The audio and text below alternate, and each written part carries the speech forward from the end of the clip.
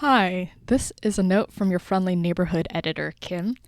The audio and video this week are going to be a bit choppy and staticky since we um, have issues recording. Not that I would know, since Emma and Milk haven't started the podcast yet, given that this is recorded live on Wednesdays, now, the day which it is, Wednesday, right now. I'm also going to say preemptively that next week's podcast will almost certainly have the same issue, though of course I wouldn't know, given that we haven't recorded it yet, since we record each one live on Wednesdays, the day which they were recorded, live. We ask that you please be patient with us as we resolve to fix this issue as soon as possible. Now please, enjoy this episode of Grim Scenarios.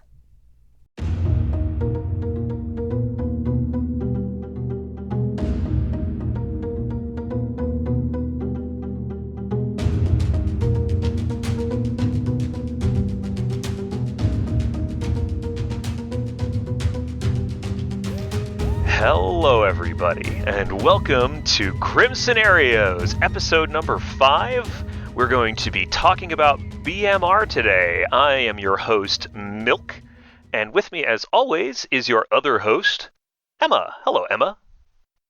Hey, how's it going? Milk? I am doing great, Emma, on this fine and lovely Wednesday morning. I am, in fact, on my way to Origins as we speak. Right now, I am in my car driving from Pittsburgh to Columbus. Nope, wait, let me check my notes. Nope, I am here in my office recording Grim Scenarios with you live on Wednesday morning. Yeah, on your way to Origins, which I will be joining you in about a day and a half, because I'm getting in to Origins on Friday, which is, of course, a day and a half after Wednesday, the day it currently is. Currently Wednesday, that's right. It is a lovely, lovely Wednesday here in definitely my hometown and not on my way to Origins where I am currently. Emma and I are going to start delving into Bad Moon Rising this week. And as it's our first episode of Bad Moon Rising, I thought, Emma, we could talk a little bit about some of the different characters, some of the different interactions, how Bad Moon Rising is a little bit of a different script from Trouble Brewing, which we looked at for 2 episodes, and Sects and Violets, which we've now looked at for 2 episodes. This is one of we call them the base 3 scripts, Trouble Brewing, Sects and Violets, and Bad Moon Rising. And this is the one most people, I think, end up at last, although I don't personally think, and I think you've mentioned it before, that it matters too much whether you move from Trouble Brewing to Sects and Violets or BMR, Bad Moon Rising, that is, as long as you kind of have done Trouble Brewing first. Yeah, and my personal thought, which is I think somewhat controversial in the community, is that BMR is actually probably the better base script to jump to after Trouble Brewing for a player. I think for a player, it's a lot easier to grasp your way around BMR than it is Sects and Violets. And if I remember correctly, in the materials that come with the game, if you notice how the scripts are ordered, they're ordered Trouble Brewing, Rising, Sects and Violets. That's true. Even though in a lot of people's minds, they go the other way. They switch from TB to Sects and Violets. What makes Bad Moon Rising particularly different from the other scripts is, if you look at the character sheet on Bad Moon Rising, you'll notice that there is exactly 2 good characters who gain information from the storyteller at any point in the game, and that's the grandmother and the chambermaid. In fact, there's the only other character that gains information is an evil character, the Godfather. Now, if you think back when we were on Sects and Violets, we remarked about how, of the 13 townsfolk, 11 of them gain information. 1 is the philosopher who can duplicate any of those 11 roles. And, the 13th, the snake charmer. But also important in a Vortox game, yeah. And Trouble Brewing is somewhere between those. It has a mix of more mechanical roles and more informational roles. So if you think of it as a spectrum from Sects and Violets being the info-heavy script, the game solver script, the script where everyone's getting their piece of information from the storyteller, putting the puzzle together, Trouble Brewing is sort of the middle ground, and BMR is the very far end of that, where the storyteller does not tell you anything with their words. Instead, BMR you have to solve through the actions of the gameplay, the mechanical interactions that happen when people die, when people don't die, when people come back to life.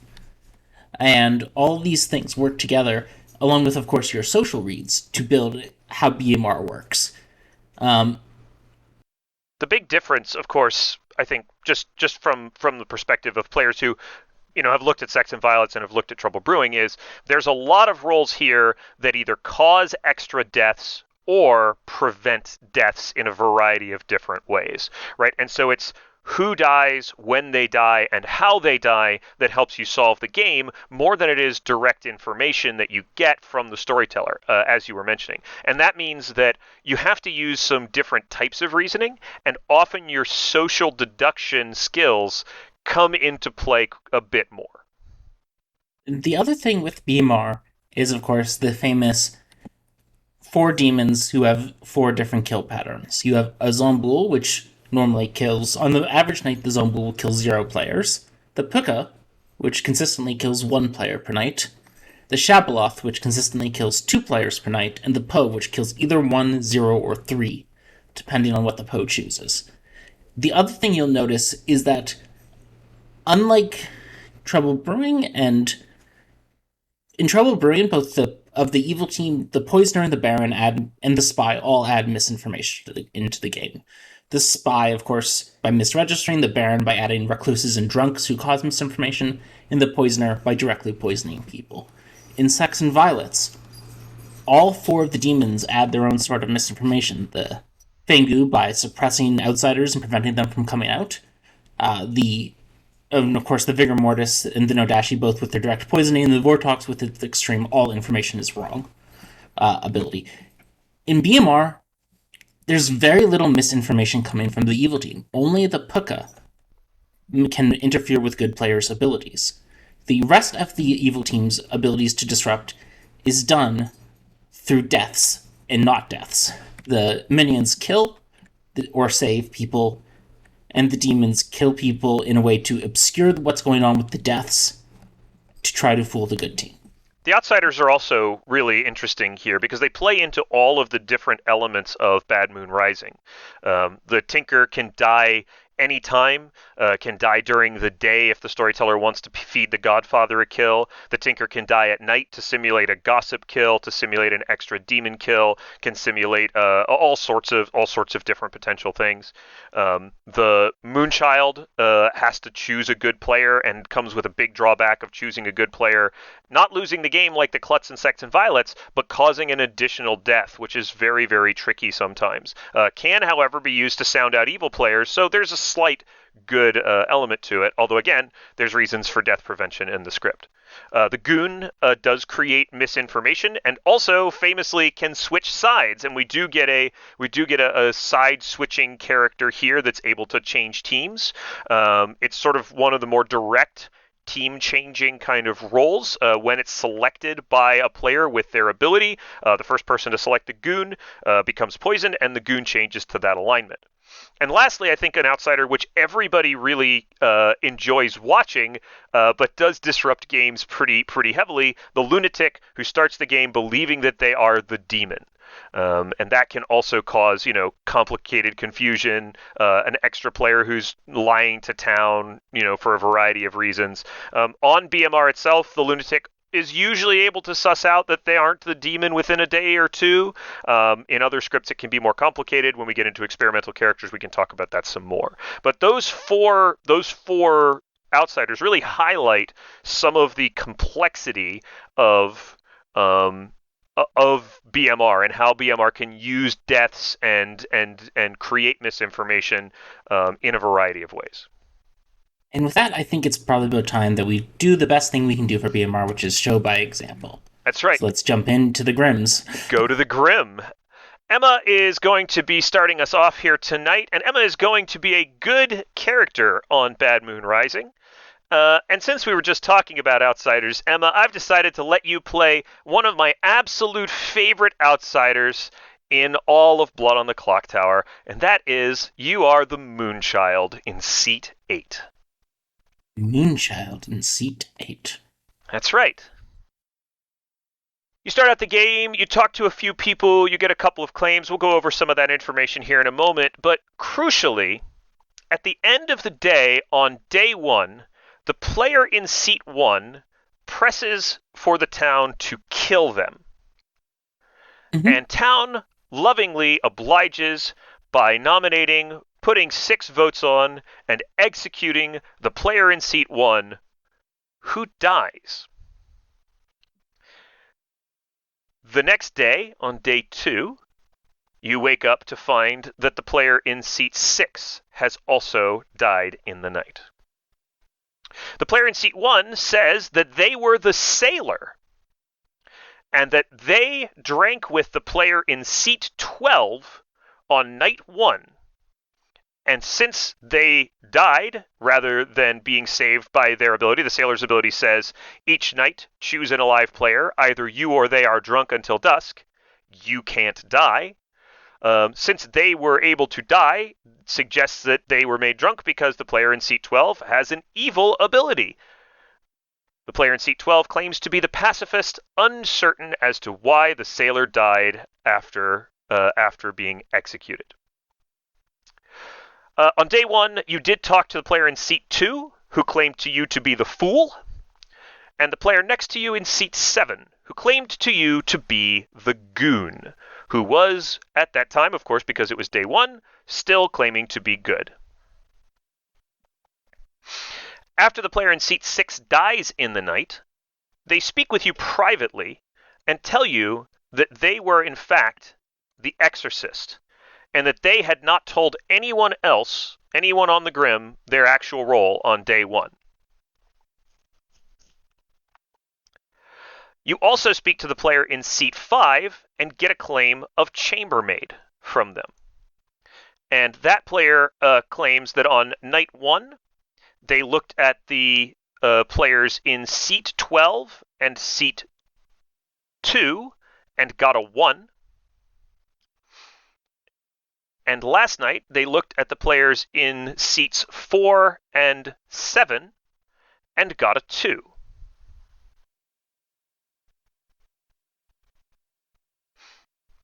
Okay.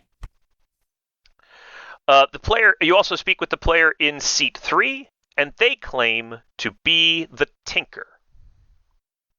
Interesting. After much discussion on day 2, and the sailor pressing that they drank with the player in seat 12, who they didn't, and they died, who they think is evil, the town decides to target the player in seat 12 for execution, and nominates, votes on, and does in fact execute them. But the player in seat 12 does not die.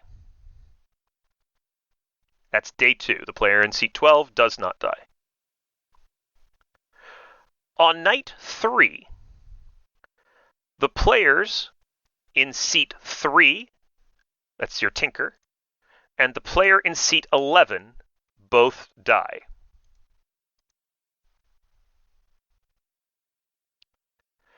The player in seat 11 publicly claims to have been the gossip. They say that their day 1 gossip, which did not seem to have killed anyone because just one player died, their day 1 gossip was that there are no evils on even-numbered seats.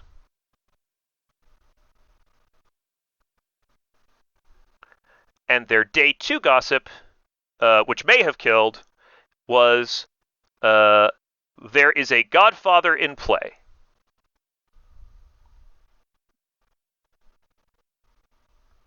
Okay. All right. On this day, the player in seat 4 privately reveals to you that they are the courtier, and that last night they used their ability to drink with the devil's advocate. They believe the player in seat 1 is the sailor, and they believe that the player in seat 12 was DA protected.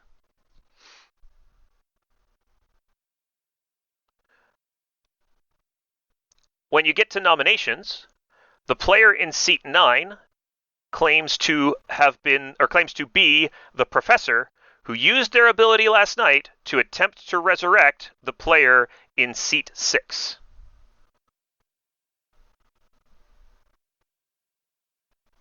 That player did not come back to life. town decides to double tap the player in seat 12, who didn't die yesterday, who is then executed and dies.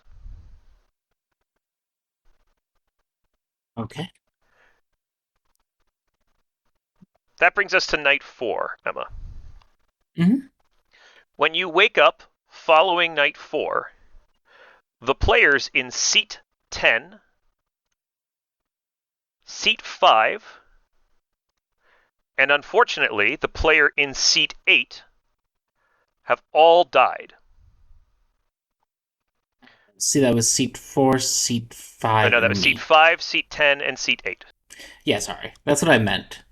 Before you can say anything, the player in seat 10 says, I was the chambermaid, and the player in seat 5 was my grandmother, and my day 3 information, or my night 3 information from last night is that I picked the players in seat 8 and seat 9 and got a 1 on night 3. You are the Moonchild, Emma, and therefore are obligated to claim your role and pick a player. Town believes that the player in seat 12 was the DA, who is now dead, and the townsfolk had intended yesterday to sleep on 4 rather than nominate. Mm-hmm. Your objective here is to use your pick to the best of your ability to help your team win, and then convince the townsfolk of what they should do today. Interesting. So let's first of all let's talk a little about being an outsider. This is the first time we've picked an outsider for any of our scenarios, which I flagged in my head because I'm a big fan of outsiders. They are my favorite character type by far. Of on the 3 scripts, I would say 11 of my favorite draws are all outsiders. That'd be 3 on Trouble Brewing, 4 in Sex and Violets, 4 in BMR. There's only one outsider in the base 3 scripts that don't make me happy to draw. On the other 3 scripts, I would rather be an outsider than any other character on the script, and on TB, I'd rather be 3 of the 4 outsiders. So let's talk a little about outsiders. Their abilities are drawbacks for the good team. They're meant to hurt the good team. But most outsider abilities have ways for them to be used to the good team's advantage if the outsider thinks hard enough and works hard enough. A, and B, just because your ability harms your team doesn't mean you have to, as a player, are harming your team. You can use you still have your full suite of social cues. You still have your full suite of ability to gain information from other players and put this all together. Still a blue token. Still a blue token. So with that said, we're in a very precarious position being a Moonchild who has to make a pick with 4 alive. If you pick a good player, and if there's a killing demon who kills a good player, that's it. The game's over, and you lost in most scenarios. There's one scenario where you don't, which is the scenario where there's an already dead Zomboul. If there's an already dead Zomboul, and you pick a good player, no one is executed and the Zomboul kills, then they'll go to a final 2. And you have to find the dead Zomboul on a final 2. But we're in a precarious situation here, because if we pick wrong, it will likely lose the game. Now let's talk about our kill patterns. We had 1 kill, night 1. We had 2 kills, night 2, and we had 3 kills, night 3. There's unfortunately not a super lot we can glean from that off the top of our heads. What we can say is this is likely to be a Godfather game. And the reason for that is we have the 3 outsider claims, the Moonchild, the Goon, and the Tinker. The Tinker and the Moonchild have both died in the night. The Goon exists. So it's basically a question of whether the Goon is an evil player bluffing Goon or is actually the Goon. Most likely they're actually the Goon. There's some reasons they might not be. In particular, seat 2 could be the Goon and seat 7 could be the Fool. But I'm going to trust that the Goon is in play here. So that gives us some clues. Another clue we have is that, of course, there was 2 deaths when the gossip went off. When the gossip died, and their gossip that day was a godfather was in play. The gossip died and the tinker died, I believe, on that day. The gossip and the tinker died. So there's several reasons that could be explained. One explanation is that the tinker was killed by the demon and the gossip killed themselves. We'll get into our other explanations later. I just want to start with the most simple, most straightforward reading of this grim. So in this situation, we know there's a godfather somewhere. The goon's probably legitimately the goon. The tinker probably was killed by the demon. The gossip probably killed with the godfather. Gossip. This could be wrong, but we're going to start with that as our basic assumption. All right, that sounds pretty good. You've got some other information you can look at. Yeah, so let's assume that the grandmother's chambermaid and chambermaid information all goes together. That means the grandmother says that she was giving out the chambermaid's information earlier. That means there's a liar between seat 12 and seat 2. One of them is, in fact, waking up. And between seat 4 and seat 7, the goon probably flipped evil that night. Because both of them woke up. So there's 2 things. Either the goon flipped evil and the chambermaid got good information, or the chambermaid was the only person to pick the goon that night. And the goon was not picked, and the information is drunk. Either way, the 2 likely validate seat 7's story as the goon. Sounds good.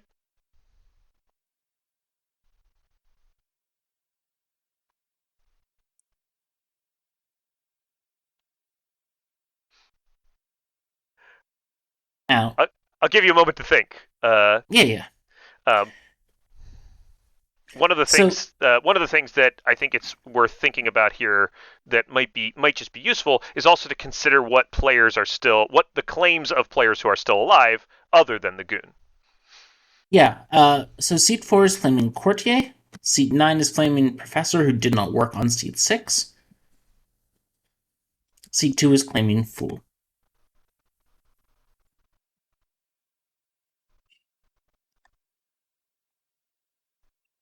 Now, the courtier claim is interesting.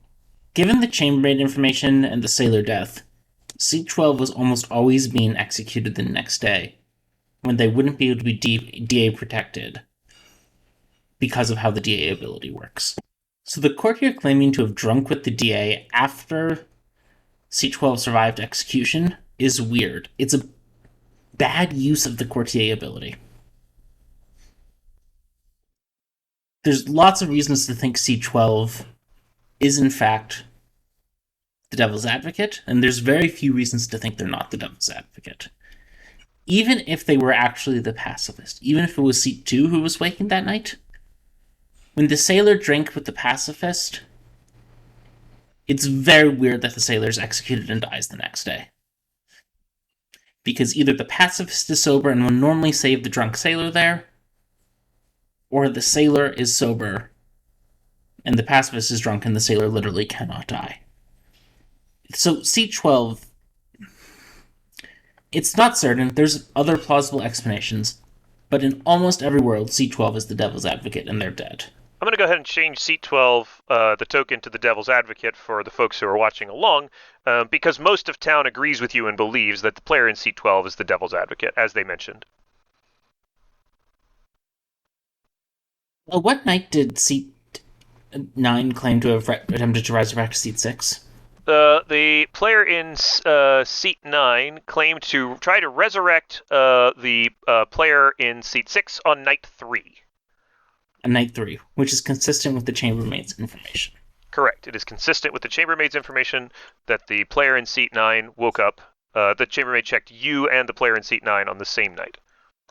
Yeah. And the reason I asked that is because this feels a little bit like a pucka game. Interesting. From the kill pattern. You want to explain a little bit about how pucka kill patterns look? Sure. So, we've had a pretty consistent baseline of 1 kill per day. That was 1 kill per night. That was the Exorcist in seat 6, who didn't give out that claim. So they probably were not targeted for being the Exorcist. That feels a little bit like a random shot. which means a random shot can generally sometimes indicates a puka because the puka has to choose their knight to death before they know anything about the game state. Sure, that makes sense. Uh, the Tinker dying, also somewhat of a classic puka thing. Though there's another world where the gossip was puka poisoned, and the Tinker died to their own ability. And there's reasons for that because the gossiped that no evils were on even number seat. The Puka might have been trying to protect their DA in seat 12. So you poison the gossip to prevent that from killing.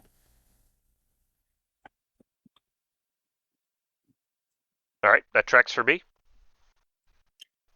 Then we have the chambermaid and the grandmother dying together. Which is, again, if the chambermaid's Puka poison, that kills off the grandmother when the chambermaid dies. Mm-hmm. So our kill pattern does feel very Puka-y. If our kill pattern feels Puka-ish, that Knight 3 seat 8 seat 9 1 is a little weird. Interesting. Because it's seemingly correct information on a night where the chambermaid was poisoned. All right. And when you and the chambermaid for the chambermaid and the grandmother to have died together from the grandmother's ability, the chambermaid has to have been killed by the demon. Yes. That's an important part of the grandmother's ability that people forget about sometimes. The grandmother dies with their grandchild only if the demon kills the grandchild. I'll go ahead and mark that chambermaid here as the grandchild as well. There's reasons. And furthermore, seat 9 claims to have resurrected seat 6. Seat 6 is almost certainly a good player who's actually a townsfolk. And seat 9 claiming their ability didn't work is a little bit suspicious. And the reason I say that is because the only evil who had a good reason to die night 2, like seat 6 did, is a Zomboul who's trying to hide. But we had a successful execution that day, so that means the Zomboul couldn't have killed themselves, which would require either seat 1 to be an outsider, to let a Godfather kill off the Zomboul in seat 6, because an assassin cannot kill their own Zomboul, because that would actually kill the Zomboul. The assassin kills through everything, including the Zomboul's fake death. Mm-hmm. So there's no real reason to believe seat 6 is lying. There's no real reason to believe a resurrection attempt shouldn't have worked. So there's a lot of reasons to think seat 9 is evil, and specifically an evil that did not wake on night 3. So specifically, either a spent assassin, a godfather, or a mastermind. Now, we think there's a DA in play. We think there's a godfather in play. That means seat 9 is probably that godfather. And I'm confident enough in this that I'm changing my token to godfather. Okay. We'll change the professor token to godfather over here for the folks at home as well. I could be wrong, but this feels right. This feels right so far. It feels like we have a minion in seat 9 who's the godfather and a minion in seat 12 who's the devil's advocate.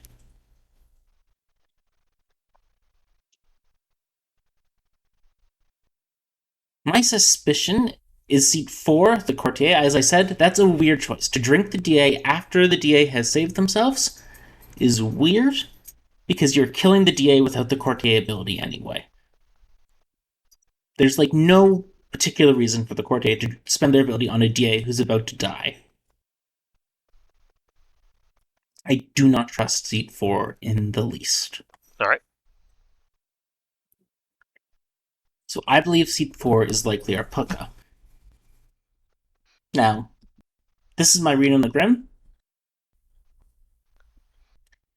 Well, you only have 30 seconds. You only had 30 seconds to make your Moonchild pick, but Yeah. But I'm just going through my read on the Grim. Yeah, for sure. No, I mean, obviously that's what we want to do here. We don't want to force that. How did I die? Indeed. How did you die? I have something wrong here, because I can't die in this situation. Huh.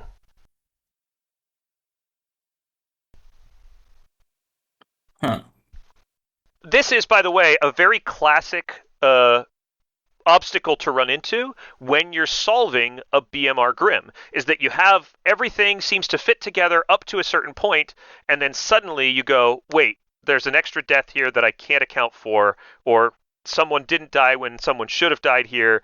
Now what do I do? So Emma, what do we do when suddenly we've got an What did extra the death? storyteller say at the start of day 3? What did the storyteller say at the start of day 3? The start of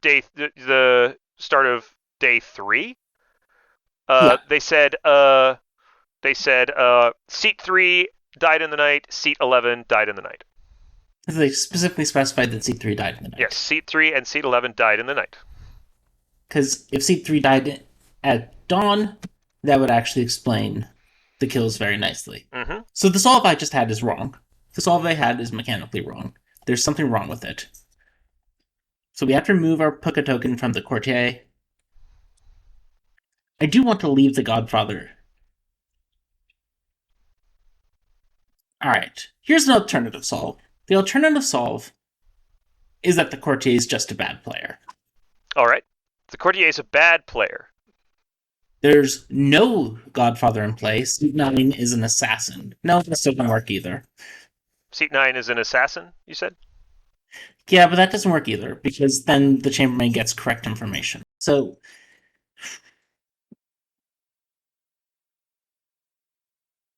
very weird. Because an assassin also, that's correct information on an assassin, night 3, because the assassin is weighted to night 4. So that doesn't work quite right either.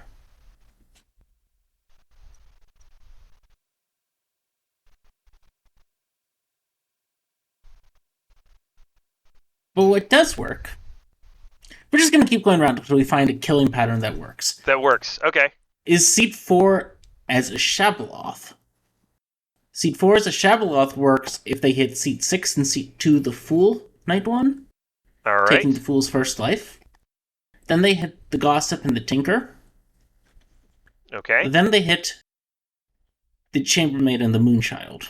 This all tracks. Remember that night 2, seat 6 died alone. So you're saying that the Shabaloth took the Fool's life and killed the Exorcist, and then killed the Gossip and the Tinker, and then last night killed you and the Chambermaid, and then the grandmother died an associated death.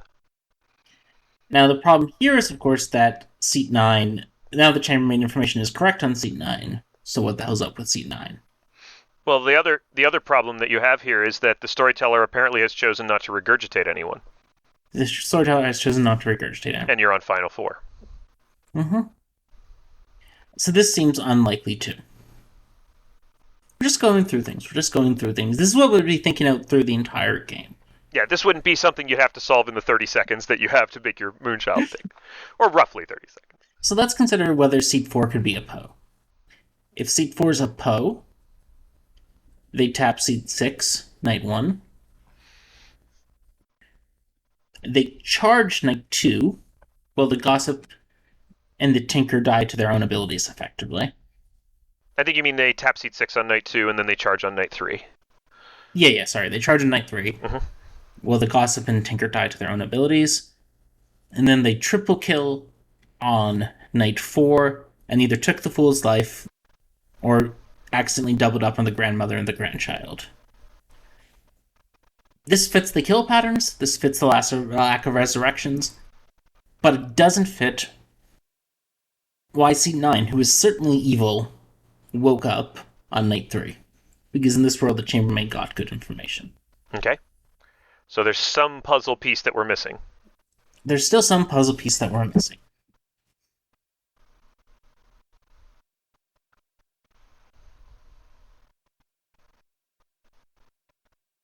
Now, of course, if you were just playing in a game of BMR, you could talk to other people and ask them questions and get their reads. But here, it's a little bit fake in the sense that you have to do it all yourself. You have to see all of the different worlds. Mm-hmm. There's something weird about this. Something weird that's hard to catch. It's almost like someone trickily crafted a grimoire for you to solve. Okay. Seat 9 can be the Poe, and Seat 4 can be the Godfather, and then all the information checks out. Well, that brings us to the question of who you're going to use your Moonchild pick on, Emma.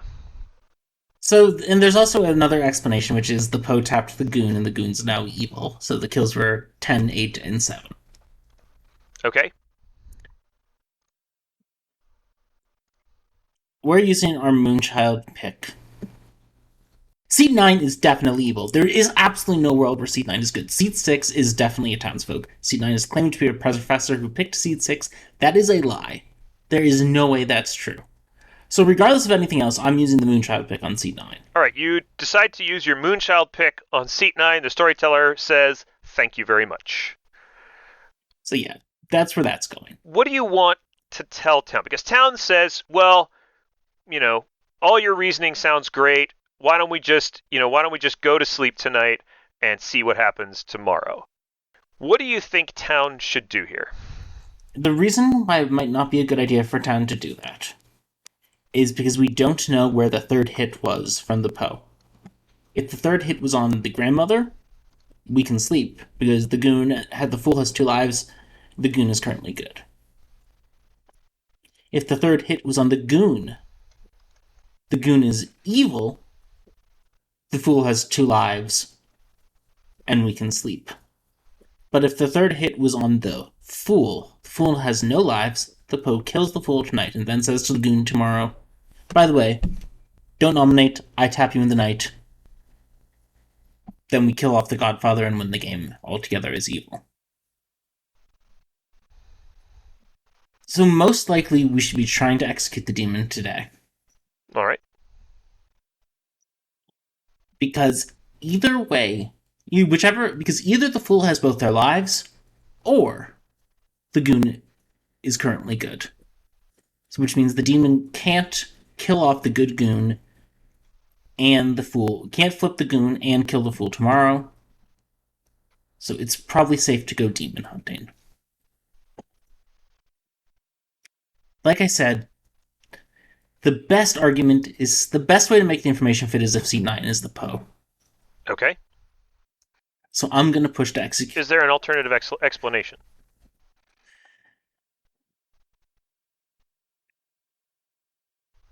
I mean, there's going to be a ton of alternative explanations in BMR, right? There is. Ultimately, the kill pattern can do a lot of things. I'm just wondering if there's another alternative that you see. So, let's think through whether this can be a Zomboul. That's the one demon we haven't really talked much about yet. Mm-hmm. If it was a Zomboul, the Zomboul doesn't kill Night 1, so which means we have to come up with an explanation for Seat 6's death. Those explanations are either the Gossip, no evils on even-numbered seats, was correct, or Seat 6 was assassinated. If the Gossip was correct, Seat 12 has to be good. And like I said, that's a world where you're going to lose. I'm going to lose on worlds where Seat 12 is good. Yep. That happens sometimes when you play this game. Like, Seat 12's play was socially evil enough. The Sailor thing is socially evil enough that in worlds where Seat 12 is good, I'm going to lose, and I'm going to privately think to myself after the game, the storyteller fucked us. Yep, pretty much. Like that is the world where Seat 12 is good is so rough on the good team that the story, you legitimately should just be angry at the storyteller. Well, cut people some slack if they're new storytellers. Yeah, but if it's an experienced storyteller and Seat 12 is good, it's an unsolvable game. The storyteller made it incredibly hard on the good team. Let's assume that the storyteller knows what they're doing. So that means the Gossip couldn't have killed Seat 6, which means there has to be an assassin plus the Devil's Advocate in play. Okay. And if there's an assassin plus the Devil's Advocate in play, there's no Goon, or the Tinker is the Zomboul. All right. Tinker's a crazy Zomboul bluff, but it's possible. But they would have had a kill that night because of the Devil's Advocate. They would have had a kill, but the only other source of killing has to be the gossip in that world. Well, it has to, well, right, the assassin or the gossip, but in that world, the assassin has to kill Seed 6, which means there's no Godfather in play, which means the gossip didn't kill him. So we've strictly eliminated Zombull. Okay. Zombull is strictly not possible. So you have the ear of town, Emma. Are we killing? Are we sleeping? And who do we want to push on? Shab is very unlikely because there's no Shab res. Hookah is unlikely because it can't explain my death. So it almost certainly has to be Poe. It's pretty likely the evil team is Seat 9 and Seat 4. I am confident we should kill Seat 9 today. This could be wrong. But Seat 9 checks out with the chambermaid information as the Poe. Their Professor Bluff does not work. Seat 9 is almost certainly evil, and like I said, I think the Poe can't win if we kill the Godfather today, so I'm comfortable killing Seat 9. All right. So you rally town and execute the player in Seat 9 who you believe to be the Poe. And all living players vote on it. And the storyteller puts the town to sleep. And you wake up the following morning, and the player in Seat 2 is dead. And the evil team has won. But let's talk about what happened, because it is a very tricky Grim, and you did get so much of it right, and you did solve quite a lot of it. But the place where you went wrong, Emma, is that the player in Seat 4 is just a bad player who courtier drunked the DA because they thought maybe the DA had protected a different minion or the demon on that night and wanted to have the drunkenness on the DA. So what we have on this Grim is we have the player in Seat 1, who on day 1 was executed, was in fact the sailor who drank with the Devil's Advocate in Seat 12, who was claiming pacifist, and was, of course, drunked by the storyteller because they picked the Devil's Advocate. Certainly something that a good storyteller would do.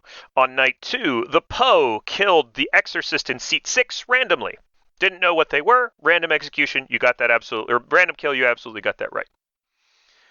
On day 2, you attempted to execute the Devil's Advocate, who of course survived because they protected themselves that day. They had protected the demon on day 1.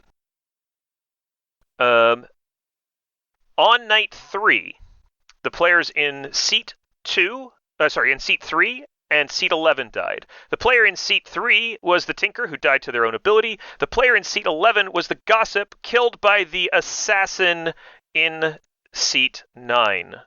On night 3, the assassin who used their ability to kill the Gossip. There is no Godfather in the game, which probably solves for you that the Poe is seated in Seat 7, bluffing Goon.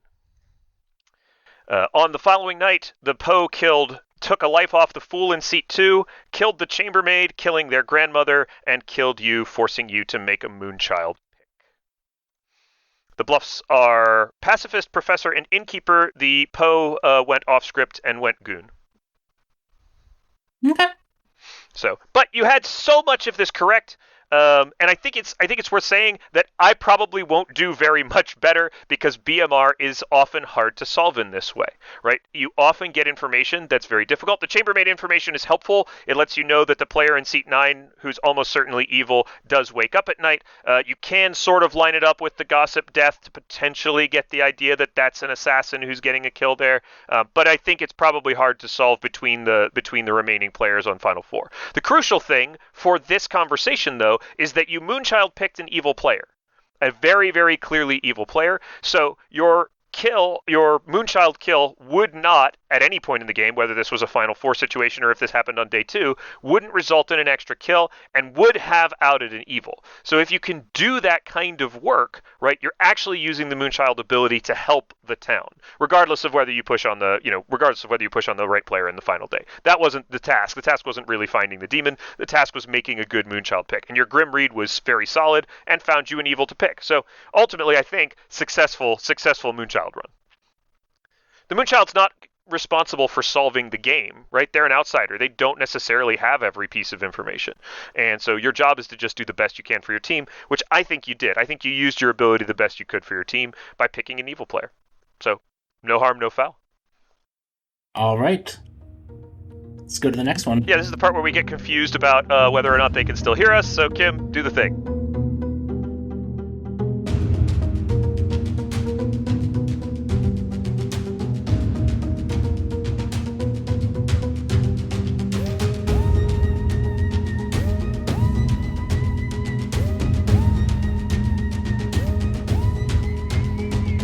All right. Welcome back. We're going to now start looking at BMR from the evil side. Now, Milk and I don't talk about the scenarios we do for each other ahead of time. We pick the characters we think we want to do. We build the Grims. We don't discuss it ahead of time. So we are going to be doing a little bit of a double up because last Grim was a Poe game, and this time, Milk, you're sitting in seat 9, and you have the Teletubby of Slaughter, the Mighty Poe. Love me some Poe. On night 1, you were woken up and told that your minions were seat 6 and seat 4, and your bluffs were Chambermaid, Gambler, and Moonchild. Okay, Chambermaid, Gambler, and Moonchild. All right. And let's just take a short pause and just talk about bluffing as evil in BMR. Mm-hmm. What do these bluffs signal to you as a demon? There's a couple of really useful pieces of information here. The first is that having an outsider bluff here probably means. So when you get an outsider as a bluff, usually the storyteller is trying to inform you something about the game. So with an outsider as a bluff, it probably means that there's either no Godfather in the game or that the Godfather is removing an outsider. One of those two things is true. Right, because there's only going to ever be 4 outsiders. There's only ever going to be 4 outsiders on the script, but you can't have more than 3 outsiders in play on BMR. So if it's a Godfather +1 game, and you give me a bluff as the demon, you give me an out of play roll as the demon, then I'm going to look at that and think that's safe for me to claim. And if the Godfather also decides to claim an outside, if the Godfather's added 3 outsiders, if the Godfather has added an outsider and there are already 3 outsiders in play, then giving me the 4th outsider puts me in a lot of risk, right? So I can assume that there's either no Godfather in play from that, or that the Godfather has subtracted 1 from the count. I'm just going to change the token on seat 6, which I put as Godfather, to Mastermind, because I don't think there's probably a Godfather in play just based on receiving that bluff. Now, what about your other 2 bluffs, Chambermaid and Gambler? Chambermaid is really, really good to get on BMR, not because it's necessarily a great bluff, although it can be a great bluff, but because it means that you know for certain that the Chambermaid is not in play. Knowing that the Chambermaid's not in play is really, really strong, because the Chambermaid is one of the very few pieces of direct information that the good team gets. And it also means that you're going to be dealing with more protection rolls, because you also see that there's no Gambler in play. So none of my bluffs is a protected roll. I probably don't have a DA in play to give me protection. So my minions are most likely to be Assassin and Mastermind. It's possible it could be Godfather -1 and Mastermind, but either way, it's kind of the same. Gambler also is a great. Gambler's also a great bluff for any minion that uses an ability that has like a once per game ability, or has an ability that gets used up, like the Assassin. So Gambler's a really great bluff for an Assassin, where they can either use their ability to kill themselves and then claim to have gambled someone wrong, or alternately you can kill them as the demon and they can say, hey, that was a Gambler death. I've found an evil, basically. And of course, the other thing about a Chambermaid bluff is Chambermaid's really restrictive on what a demon can bluff, because when the Chambermaid's in play, if the demon's wake pattern doesn't match their bluff, it's a problem. That's really bad for the demon. Yep. So here I know I can bluff pretty much anything, including Moonchild, which doesn't wake at night, even though I do. Yeah. And Moonchild looks like the good bluff to take here, right? Just off the top. All right. So we're gonna start the scenario on night 2. So let's just do a brief recap of what happened on day 1. Seat 11 was your first conversation. They told you that they Oh, the other important thing, of course, is you weren't told about a lunatic. Correct. I was not told that there's a lunatic in play, so I know now that there's most likely a goon and a tinker in play. Yeah, but also that also means that as a demon, you have to consider the possibility you are the lunatic. That's correct. I could be the lunatic. I'm going to assume that this scenario of me being evil includes the possibility that I am the lunatic. I think it's fair to say that would be that we would treat the lunatic as an evil character. Yes, we would treat the lunatic as an evil character for the purpose of this scenario. I certainly could be the lunatic, so that encourages me to talk to my minions sooner than later. But, there's no rush. Right, so anyway, seat 11 was your first conversation. They told you they were either the goon or the fool. Okay, great. You later in that day talked to seat 10. They told you they had already talked to a gossip and were rallying people to cover for the gossip by making fake gossips. Okay, so the player in seat 10 asked me to fake gossip. Got it. You talked with seat 4. As demons frequently are in BMR, you were a little cagey with them to make sure they were acknowledging you as their demon before you acknowledged them as their minion, just to do a lunatic check. They told you they were the assassin and identified seat 6 as your other minion. Okay, I will trust them. Sounds like I'm not the lunatic. Seat 1 told you that they were the fool. Seat 1 told me that they are the fool. All right. And that is all the conversations you had time for day 1. All right. As people gathered back in town, there were several gossips made. All right. Are you going to give me the list of gossips? Oh, I am going to give you the list of gossips and the players who made them. Wonderful. Seat 2 gossiped that there was a Zomboul in play. Seat 4 gossiped that the demon was in an odd-numbered seat. Okay. Seat 5 gossiped that seat 12 and seat 10 were both good. Okay. Seat 6 gossiped that there was a devil's advocate in play. Okay. Seat 8 gossiped that at least one of seat 12, seat 1, and seat 2 were good. At least one of 12. Seats 12, 1, and 2. 12, 1, and 2 are good. Okay. Seat 10 gossiped specifically that seat 1 was good. Okay. And seat 12 gossiped that 3 players could survive execution. All right. Now, there was several nominations in the day, as there is wont to be. Unfortunately for you, the one that was successful was that seat 2 nominated seat 4, and seat 4 received 7 votes on them, including seat 3, who threw their hand up at the last possible second. Seat 4 was executed and died. Now we're at night. So, when I was thinking of evil players to give you milk, I did talk to some friends, and our friend Mullabach and I agree that the most strategically interesting evil character on BMR is, of course, the Poe. And that's because the Poe always has this choice of kill now or wait a day and kill later. So let's just start. Let's talk about what's your thought process going into this day. You've just lost your assassin.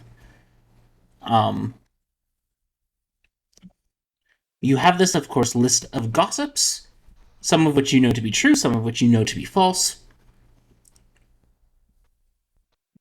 And you had sort of that weird voting with seat 2 and seat 3 killing your assassin in seat 4. Yeah. It's so first thing I think that bears mentioning is sometimes an evil player dies on day 1. Mm-hmm. And a lot of evil teams I've noticed start to kind of get pretty panicky at that point about oh, we've lost a third of our team, we're in a lot of trouble. And that's fair. That's a fair thing to feel. But what I would say, in addition to that, is that doesn't mean that the game is over, right? And players who die early tend to be able to, even if they're executed instead of dying in the night, they tend to be able to get a lot more social credit as being good players, so long as they don't just very specifically have, um, they don't very specifically have like information on them. And since in BMR there's very little direct information, it stands to reason that that assassin in seat 4, while they're not ever going to get a kill, can become a pretty trusted player and can get information out of the good players pretty easily. Okay. So that's one thing. Seat 2 and Seat 3, not sure what's going on there. Seat 3 throwing up a 7th vote is a little bit weird. Throwing up a 7th vote on a vote that only needs 6 is unusual, and normally doesn't happen, especially throwing up a hand late. So that's a bit odd. That's a bit unusual. That suggests that they really wanted Seat 4 dead. Mm-hmm. What are some reasons Seed 3 may have really wanted Seed 4 dead? One possibility is that Seat 3 is the tea lady who was looking to see if they could get one of their neighbors killed to test their ability. So that's certainly one starting potential possibility, is that player is the tea lady. Could also be like the pacifist, again, trying to do, kind of trying to do the same thing, trying to fake some sort of, trying to basically just get some sort of information about, about, their neighbors or whatever. But the pacifist doesn't care specifically. Yeah, they don't really somebody care. The dies. pacifist just wants somebody dead, so there's no real reason to throw your hand up on a person next to you. Seems more like the tea lady, just right off the top of my head. Anything with adjacency on BMR is always gonna start making you think like you're looking at tea lady stuff. Okay. So, like we said, you have a choice to make as the Poe, which is, are you going to kill someone tonight or are you going to charge? And what are some of the reasons you might choose to charge here? So charging is always a strong choice, and the reason that charging is a strong choice is because you're getting lots of extra kills at the cost of not killing in the night. But if you can figure out if you're going to get a kill in the night, you can. If you can figure out if you're going to get a kill from another source in the night, I should say, you can start to kind of fiddle with the potential of getting more kills over a shorter course of time, basically. Essentially, you can get 2 kills. You can get 3 kills over 3 nights as the Poe. You can get 4 kills over 3 nights as the Poe, because you can kill, charge, triple. Or you can get 6 kills over 4 nights as the Poe, which is very strong. So the first thing we need to do is think about, are there priority kills here that we care about getting out of the way? The reason a Poe would want to kill immediately is to try to get something out of the way that looks dangerous. And that would involve looking at people's gossips. So, for example, the player in seat 2 gossiped that there's a Zomboul in play.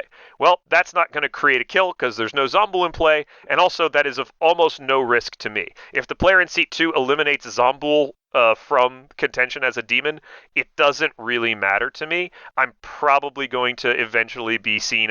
They're going to figure out that it's a Poe game at some point, most likely. I can hide as a Puka or a Shabaloth potentially. The player in seat 5 gossiped that I don't care what the player in seat 4 gossiped, because of course they were my assassin. Their gossip is garbage. The player in seat 5 gossiped that the players in seat 10 and 12 are good. The players in seat 10 and 12 are good, so if the player in seat 5 is the gossip, they will get a kill off of this, which is fine if I want to charge. The player in seat 8 gossiped at least one of the players in 12, 1 and 2 is good. Again, I don't particularly care if one of the players in 12, 1 and 2 is confirmed, but more importantly, that's true if that's actually a real gossip. So that's also perfectly fine right now. The player in seat 10 gossip that the player in seat 1 is good. Again, that's likely to get a kill. So that's fine, and again, if I charge, doesn't confirm anybody. So the only gossip that I really need to think about being worried about is the gossip by player number 12, who gossiped that 3 players can survive. What did they say? They said 3 players can survive execution today, right? Mm-hmm. So they gossip that 3 players can survive execution. I know there's no DA. There's potential for a fool and a sailor. I think there might be a tea lady in seat 3. So the gossip was probably false when they gossiped it, which means that that's not going to get a kill. So if seat 12 exactly is the gossip, then I'm not going to get a kill. I'm not going to get a gossip kill on day 1 or on this night. However, I know there's no lunatic in play, and I have Moonchild as a bluff. And that means there's a tinker out there. Mm-hmm. Which means I could trust the storyteller to kill a tinker for me if I decide to charge in the night, assuming that none of the 4 gossips that could be actual gossips go off. The best situation for me is to make a gossip look like a demon kill, especially since these are all gossips about players being good, essentially, except for there's no Zomboul in play, and if that gets confirmed, whatever, doesn't really matter. So the gossips from players 2 and 12 would require the storyteller to kill a tinker for me. The gossips from 5, 8, and 10, especially where 10 asked me to fake gossip and said they definitely heard of a gossip in play, which made me mark seat 10 as the gossip, suggest to me strongly that I think a gossip kill will happen tonight. If a gossip kill happens tonight, the best thing for me is to make the gossip kill look like a demon kill, which means I should charge. So I would charge in this situation. If seat 2 or seat 12 is the gossip, I'll hope that the tinker gets killed in exchange for my greed. Now, I agree with you that you should charge here, but there's one reason you didn't mention that I think is a really good reason to charge here, and that one is it's day 1. You don't have a lot of claims, and a minion was just executed. Yeah, I mean I'm behind, right? So, but there's a townsfolk on BMR that eats your kills when your minions are executed. And that's, of course, the minstrel. So, you don't know if there's a minstrel in play. You have no way of knowing whether it's a minstrel in play. If you kill, there's a chance it might just not kill anyone. That's right. But I can just not kill and get 3 kills tomorrow. Mm-hmm. When the drunkenness is gone. And that's a very important thing to remember. Yeah, I did think of that one earlier, but it slipped my mind as I was going through all the other stuff. It's something that's super important with the demons on BMR is mostly the minstrel. Minstrel's the thing that mostly drunks demons. Occasionally, a courtier or a sailor will drunk a demon, or a goon. Exorcist is a little bit like a drunkenness for a night, but yeah. But minstrel is the big one. And you want to play around a minstrel, remembering that even though the choices you make on a minstrel night don't matter that night, they do matter in future nights. So I agree that charging is the right call, and not the least because you don't know if there's a minstrel in play. That's true. And seat 4 and a minion was just executed. Later in the game, this might be less of a consideration when you have a better idea of what's on the grim, but early in the game, it's probably better to be safe than sorry. That's true. Because if it's a minstrel day and you try to kill, then tomorrow you lose your kill, and then tomorrow, if you charge, that's 2 days of killing you lose, which is really bad for you. And if the assassin's alive, I almost always charge here, by the way, in addition, because then the assassin's just covering me tonight. So let's talk about the other good players you talked to. Mm-hmm. Seat 11 told you goon or fool. What do you make of that? What do you make of a good player telling you they're the goon or the fool on BMR? So telling me that they're the goon or the fool suggests that they don't want to be targeted, most likely. Well, the goon or fool is complicated because it suggests that they do but don't want to be, like the goon maybe wants to be targeted by evil, like it depends on the player there. The player in seat 1 just hard claiming fool, I doubt is the fool. Like I doubt the player in seat 1 who hard claimed fool to me is actually the fool. I think they're probably some other juicy powerful role. That seems likely to me. Okay. And why would a juicy powerful role tell you as the demon that they were the fool? Right, well why would the juicy powerful role on Trouble Brewing tell people they're the Raven Keeper or the Soldier, right? It's the same thing. It's to encourage the evil team to not prioritize them with their kills. Because the fool does nothing except survive, right? So yes, they do need to be killed at some point, but survival is not something I need to knock off early in the game. Okay. That's not going to be prioritized over abilities that do stuff. So you just are treating Seat 1 as a liar.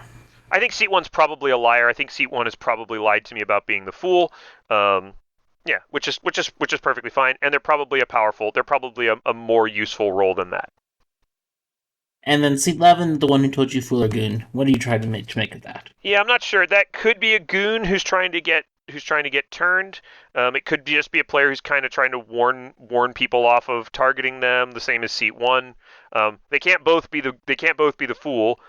So some players might think that the demon might want to target a fool to take a life off of them.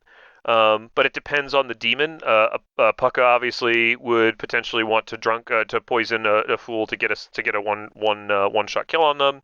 Shabalov doesn't really want to eat a fool most of the time. That's not the best thing to have regurgitated.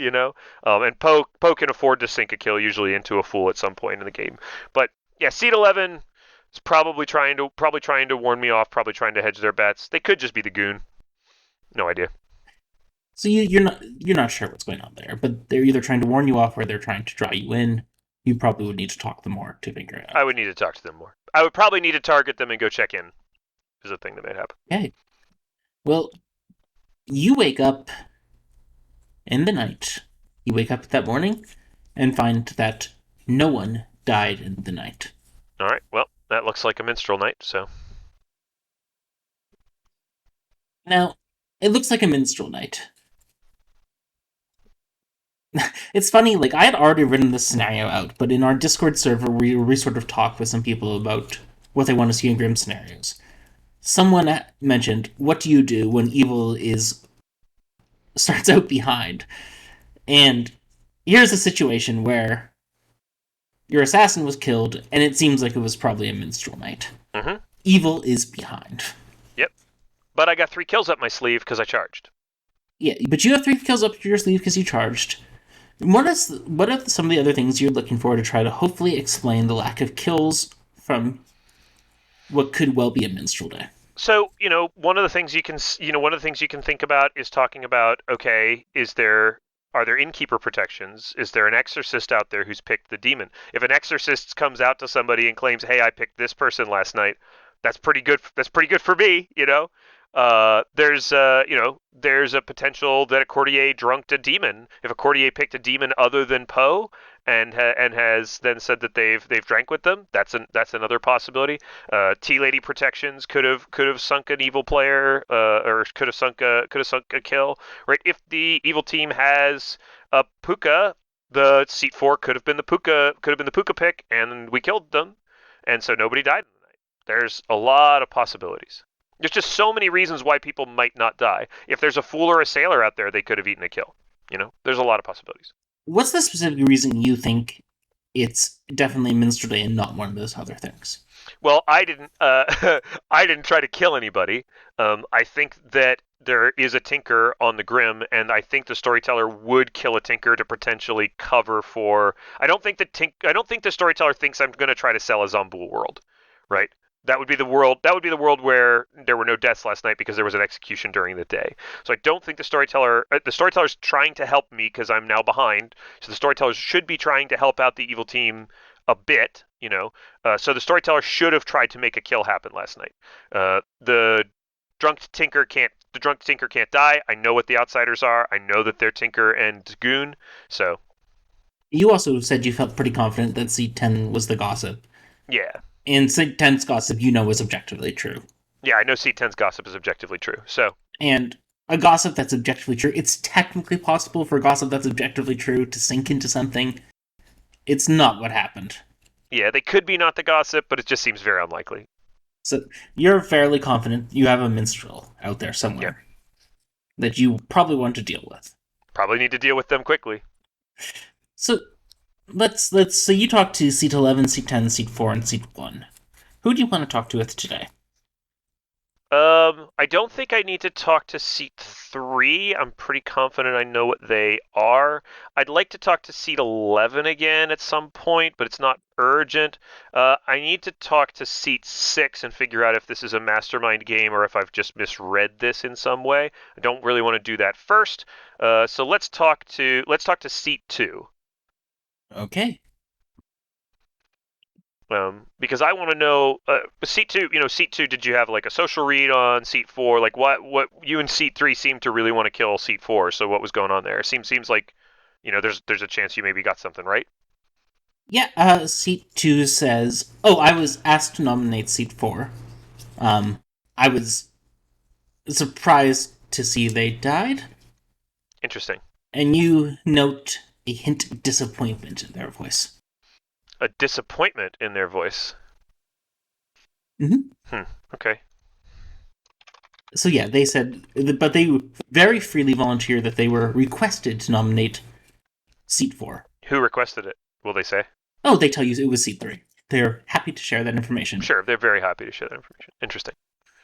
Yeah, because that does seem like then seat 2 you could be evil. Yeah, they say, I'm not evil though. And again, you hear a tint of disappointment in their voice. Okay, that sounds good. We'll go ahead and mark them as the goon for now. Yeah, I'm trying to build in a little of the social reads you might get during BMR. Okay, so seat 2's the goon. Okay, good. And so they're volunteering information about the good team that really shouldn't be volunteered. As soon as they told me seat 3 was the one who requested them to nominate seat 4, I thought probably goon. They're unhappy about seat 4 being executed. That's right. Which means they know what's going on there. Which means they're joining the team. Welcome to the team. Well, that's later's problem. But so alright, like the ways you find a good yeah. They're sharing information that they shouldn't be sharing. They're disappointed about things that to them should signal that seat 4 was evil. That's right. These are social reads you can get that tell that this is the goon who was hoping to flip evil and was not trying to get a dude killed. They were hoping that seat 4 would be good. It would confirm seat 4 and seat 2, and they could become evil later. Okay. Right, that's a pretty good read, right? That's a pretty good read. I mean, I got it off of them volunteering the Tea Lady info, but yeah. But I just wanted to emphasize that because I know some people have been asking us about social reads, and we can't replicate these perfectly. You can't hear what the disappointment sounds like in someone's voice. That's right. Well, you can hear it in my voice every time I get a blue token. But these are the things you should be looking for. As an evil player on BMR who thinks there's a goon in play, you should be looking for that good player who seems to be a little disappointed that things are working out well for good. That's right. Or that volunteers too much information about the Tea Lady, who is definitely dying in the night. We should talk to seat 6. All right, you talk to seat 6, and they confirm to you they're the mastermind. Great, what a useful role to have in the game. Well, let's talk about the mastermind. I think the mastermind sometimes gets a bit of a short shrift. Yeah, definitely from me it does.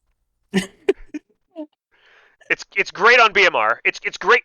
It does exactly what it needs to do on BMR, which is function a little bit like a Scarlet Woman for the BMR script. It does what twins kind of do for Sex and Violets.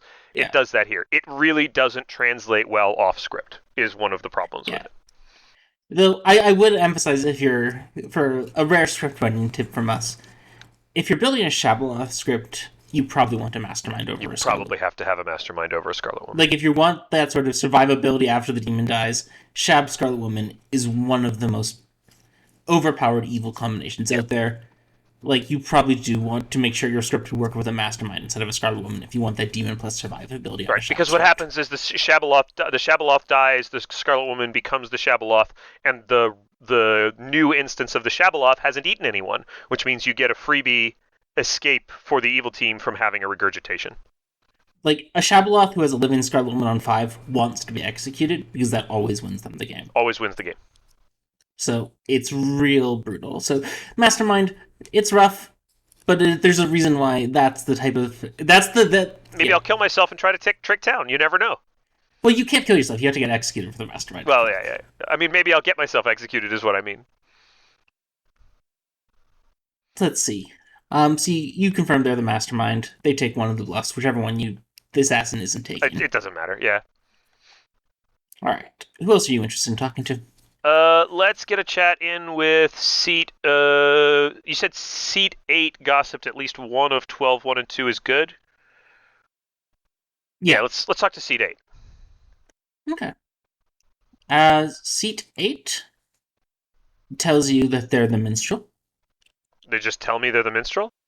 Mm-hmm. Oh, that's super great. Yeah. Is that all you want from them? Yeah, I guess so. I mean, yeah.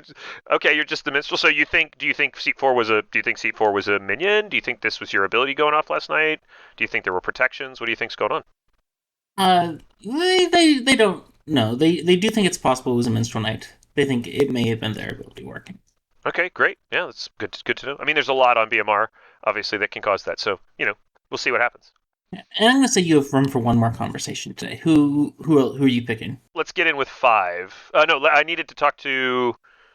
Nah, I don't need to talk to 11 anymore. Let's talk to 5. Okay.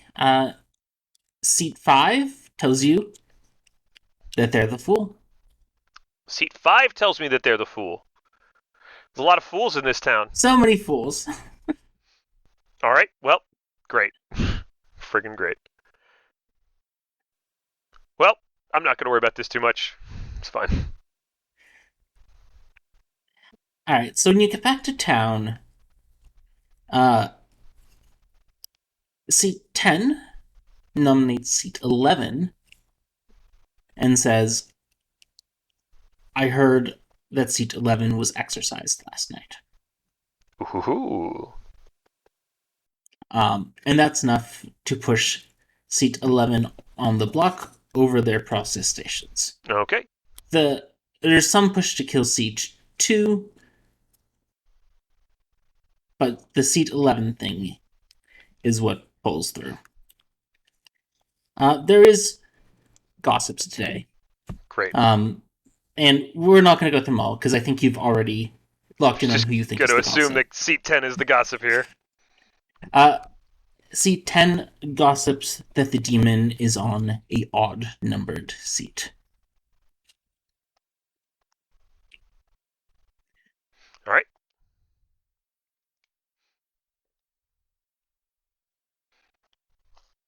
All right. Great. Well, that's a true gossip. So I'm going to go ahead and put the little gossip kill marker here, and we're going to think about what that means. All right. So now we're just going to do one more night. I just want to talk you through with what you know about the Grim tonight. What are your targets for kills here? There's going to be a lot of things. This is going to depend on a lot of things now. I'm certainly not killing the minstrel after they literally just told me that they're the minstrel. I'm not in a rush to kill the minstrel. There seem to be other suspicious people around. So hopefully there's like a couple of people in double claims of fool. There's potentially the goon that can get pushed on. You mentioned that the goon got pushed on a little bit on this day, which suggests to me that if I want to turn them, I probably need to turn them sooner than later. Mm-hmm. An interesting interaction that we can talk about is what happens when you, as the demon, or as a minion, but specifically as the Poe with 3 kills, target a goon. And specifically what might happen if you target a T-Lady protected goon because of the way that the goon's ability is written. The goon's ability says, each night the first player to choose you with their ability is drunk until dusk. You become their alignment. So, choosing the goon, irrespective of a T-Lady being alive or not, is still choosing the goon. Which means that the goon's alignment can change even when they're T-Lady protected. Mm-hmm. Which is pretty interesting. It's pretty useful. As a thought process. However, as the Poe with 3 kills, I certainly don't want that to be my first. I certainly don't want that to be my first choice because that would mean I would get no kills because I would be drunked by the goon. So almost certainly the goon is going to be my third choice. If town's going to push on them tomorrow, getting that extra vote under my belt, getting that extra vote on the team, getting the goon on side early is probably a good idea if I think that town might kill them tomorrow. So that's probably kill number 3. Kill number 2 could be the T-Lady. There's no reason not to kill the Tea Lady here, especially because it looks like the Tea Lady is going to be protecting two players who are claiming to be the Fool, one of whom is almost certainly a powerful role like Exorcist or maybe Innkeeper. One potential path here could be to kill the player in seat 1, kill the Tea Lady, and then kill the player in seat 2. Or then target the player in seat 2 to hopefully turn the goon. That said, we have a gossip to deal with, and the gossip is going to be a problem because the gossip is going to cause an extra kill.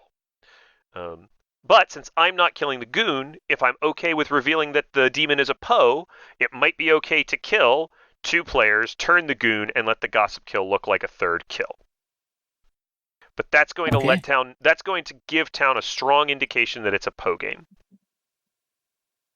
So is that are you sticking with seat 1, seat 3, and seat 2? That's certainly a path I can take. Another path I can take is to leave the Tea Lady alive, kill seat 1, seat 10, and seat 2. And target seat 2, and leave 2 kills on the board. 2 kills on the board could be a lot more things than 3 kills. There's a lot more situations that cause 2 kills than 3 kills. I'm behind, and so that in some ways makes me want to rush to try to kill as many goods as quickly as possible. If I want to charge tomorrow, that means I'm probably not getting a kill tomorrow, which could be a problem. We're getting close in time to where my mastermind might get killed or I might get killed, and we might have nighttime problems. But I kind of want the gossip alive, I think, because I kind of want the gossip creating deaths in case I get killed and there's a mastermind day. Because if I get killed and there's a mastermind day, I would like for there to be a kill in the night so it looks like the demon is still alive. All right. So I think my best choice here is to kill seat 1, seat 3, and then target seat 2. Okay. Well, you wake up. Seat 1 is dead. Seat 3 is dead. And seat 12 is dead. And that's where we're going to end this scenario. Yeah, it's good. It's good. It's hard to get much further than this now because a lot of things become difficult to track. Right. And there's some other fun stuff sort of going on in this scrim that there was no way for you to know about. There were some slight hints, but not a lot. So, as you identified through the social read, which we tried to simulate, seat 2 was in fact your goon, who is now evil. That's good for you. They're probably being executed today. I would probably push to execute them. Yeah, seat 3 is the Tea Lady, who the goon was working really hard to make sure the evil team knew was the Tea Lady, which is one of the ways you caught them as the goon. Unfortunately, the goon did get your assassin killed in the process, which was a bummer for you and the goon. Seat 10 was obviously the gossip. They did the classic thing of, I've heard of a gossip. Can you please call for gossip for me? Doesn't work. It does not work. If you people will just gossip on their own. You don't need to tell people to cover your gossip for you. It's just going to out you as the gossip. And just to point out, as the demon, I've done it here. You could leave a gossip alive even if they gossip true statements. You just have to make it plausible that the kill wasn't necessarily a gossip kill. You can use gossip kills to your advantage. It's a drawback of the role. It does help the evil team. Seat 11 was actually your Tinker, who told you Gunnerful because they wanted to draw evil attacks. Very well. They were hoping to draw an assassin, a Poe, a Pucka to hit them, to sort of negate their negative effect of being able to die at any time by trying to make them think they might be the goon or the fool, a high-value assassin target. Sure. Seat 5, who also claimed fool, was your pacifist, and they were just picking something that survives execution because it's sort of a similar idea. It clears what the chambermaid, but maybe the demon would prefer killing a pacifist over a fool, so they were trying to hide a little bit. That makes a lot of sense. Seat 6 was, of course, your mastermind. You knew that already. Seat 7, who you didn't talk to, was the exorcist. They told seat 10 that they had exercised seat 11. Yeah. Hunt them down later. Seat 8 was, in fact, your grandmother, Interesting. who gossiped that seat 1, seat 2, or seat 12 was good because it was a code they had agreed with early in the day to tell someone else about their grandchild. Seat 1, the minstrel. Mm-hmm. Who you got? Seat 8 survived death because seat 12 was the innkeeper who had protected seat 8 and seat 5. I would have figured that out. Yeah, I would have figured that out. And of course, you were the Poe. And I was the Poe. Nice. Yeah, I mean, I think there's a lot there to show you kind of how BMR games go from an evil perspective, and there's a lot of great things that we've talked through here about being the Poe, about what to do if you're behind, right? There's a lot of options in BMR. BMR can feel dangerous, right? Minstrel's dangerous. Exorcist is dangerous. Pacifist, when it works, can feel rough. Innkeeper can soak up 2 kills. Tea Lady can soak up kills. There's a lot here that protects itself and makes it hard to win as the evil team. Simultaneously, boy, does a Poe get a lot of kills. Love that kill night when Poes get 3 kills. You can also see some of the drawbacks here. The reason the C12 is killed to the gossip is because C12 is mechanically confirmed by seat 8 surviving. So, because the good team because in the circle of trust between like seat 1 and seat 8, they can firmly bring seat 12 in, seat 12 gets offed by the gossip. And that's sort of a downside with mechanically confirmable roles, is when the storyteller notices someone's mechanically confirmed on a script like BMR where they have some kill control, they're probably going to kill them because they're not, like, it becomes unfair to the evil team if you leave them alive. So C12 got their protection in and then got killed for it by the gossip. Well, we've gone quite long here, Emma, so I think we're going to wrap it up. But we'll see everybody again next Wednesday for another little episode of Bad Moon Rising Grims, where you will have a turn to play as an evil character, and I will have to go against my nature and pretend that I'm good. All right. See you next time, everybody. Bye-bye.